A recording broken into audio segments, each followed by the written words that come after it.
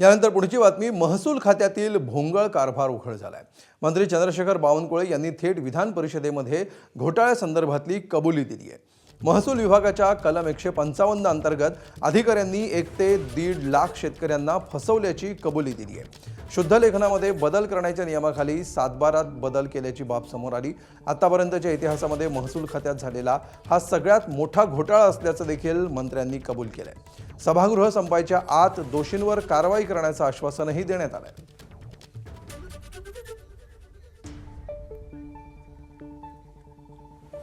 तर या क्षणाची ही सगळ्यात मोठी आणि धक्कादायक बातमी आहे।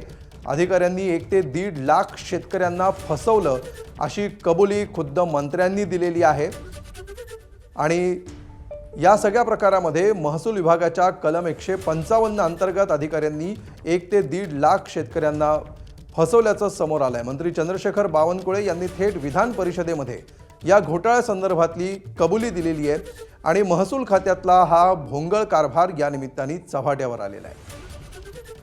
अधिक माहिती देत आहेत आमचे प्रतिनिधी निलेश बुधावले। निलेश, नेमका काय हा सगळा घोटाळा आहे, काय म्हटलंय मंत्र्यांनी या कबुलीमध्ये? आमदार अनिल परब यांनी विधान परिषदेमध्ये हा विषय मांडला होता आणि यानंतर जे उत्तर चंद्रशेखर बावनकुळे जे मंत्री आहेत या विभागाचे त्यांनी दिलं, त्यानंतर हा धक्कादायक प्रकार समोर आलेला आहे।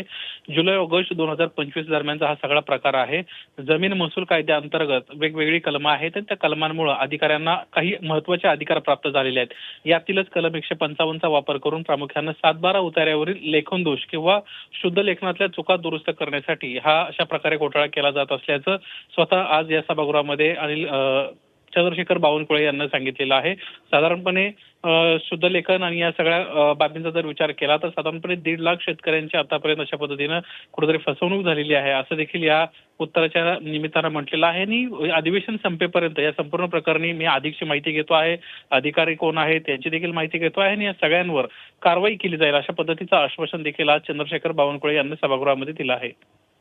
अमोल, निश्चितपणे निलेश, ज्या प्रकारे हा 7/12 मध्ये बदल केल्याची बाब याच्यातून समोर येते आहे, शुद्ध लेखनामध्ये बदल करण्याच्या नियमाच्या नावाखाली, तर याविषयी नेमकं काय घडलेलं आहे, कशा प्रकारे नेमका काय फटका या सगळ्या शेतकऱ्यांना बसलेला आहे? अमोल, अनेक प्रकरणं अशी आहेत जमिनी संदर्भातली ज्याच्यामध्ये मालकांची संमती नसताना देखील 7/12 बदल करण्यात आलेले आहेत। नियम बाह्य पद्धतीनं बेकायदेशीर आदेश पारित करून खाजगी हितसंबंध जपले गेलेले आहेत आणि बिगर शेती, जी जमीन बिगर शेती असते येणे असते ती करताना आणि मालकी हस्तांतरित करताना गंभीर अनियमितता करण्यात आलेली आहे। अशा पद्धतीच्या बाबी आज या ठिकाणी नमूद करण्यात आलेल्या आहेत। अनिल परब यांना हा विषय सभागृहामध्ये मांडला होता आणि याची तत्काळ दखल घेत साधारणपणे 1 ते 1.5 लाख शेतकरी या अशा प्रक्रियेमध्ये भरडले गेलेत असं खुद्द महसूल मंत्री यांना सभागृहामध्ये सांगितलेलं आहे। आणि या संपूर्ण प्रकरणामध्ये आपण कारवाई देखील करणार आहोत।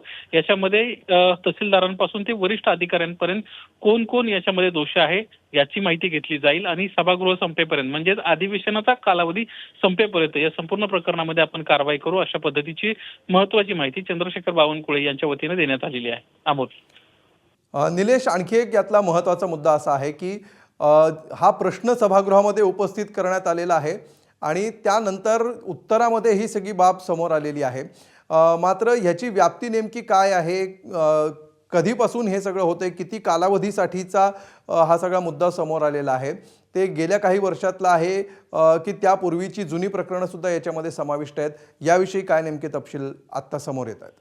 अमोल, सभागृहामध्ये मंत्री अनिल परब जे शिवसेने उद्धव बाळासाहेब ठाकरे पक्षाचे आमदार आहेत त्यांना हा विषय मांडला होता आणि खास करून पुणे जिल्ह्याचा या ठिकाणी उल्लेख देखील करण्यात आल्याचं आपल्याला पाहायला मिळालं। पुणे जिल्ह्यामध्ये 7/12 उतार्यांमध्ये कशा पद्धतीनं लेखन दोष किंवा शुद्ध लेखनातल्या चुका सांगून कलम 155 चा वापर करून अधिकारी मोठ्या प्रमाणामध्ये पैसे कमवत आहेत अशा पद्धतीची माहिती त्यांना या ठिकाणी मांडली।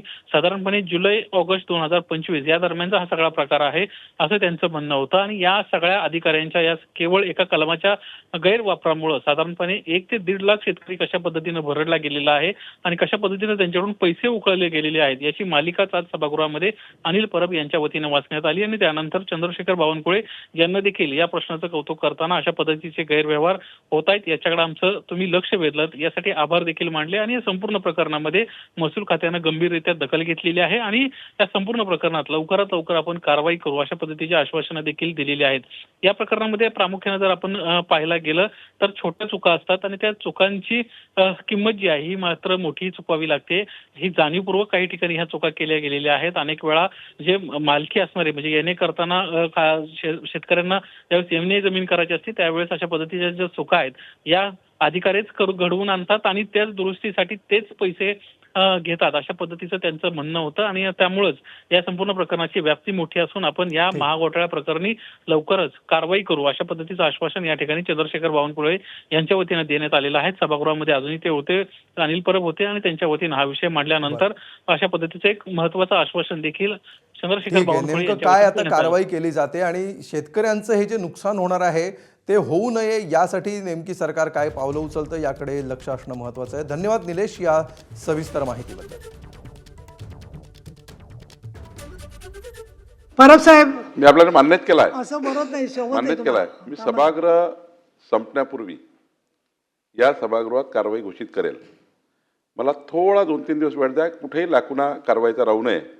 आता प्रकरण आपल्या हाती सापडलेलं आहे, पूर्ण मासे सापडलेले आहेत, बिलकुल त्या ठिकाणी कुठलाच हे नाही आहे. पण मी एक वचन आपल्याला देतो, सभागृह संपण्यापूर्वी मी तुम्हाला संपूर्ण कारवाई या सभागृहात मी मांडणार आहे. पण मग निवेदन करणार का आपण मंत्री महोदय? याच्यावर निवेदन करायला लक्षवेधी नाही, पूर्ण निवेदनही करणार आहे, कारवाई अंतिम करणार आहे.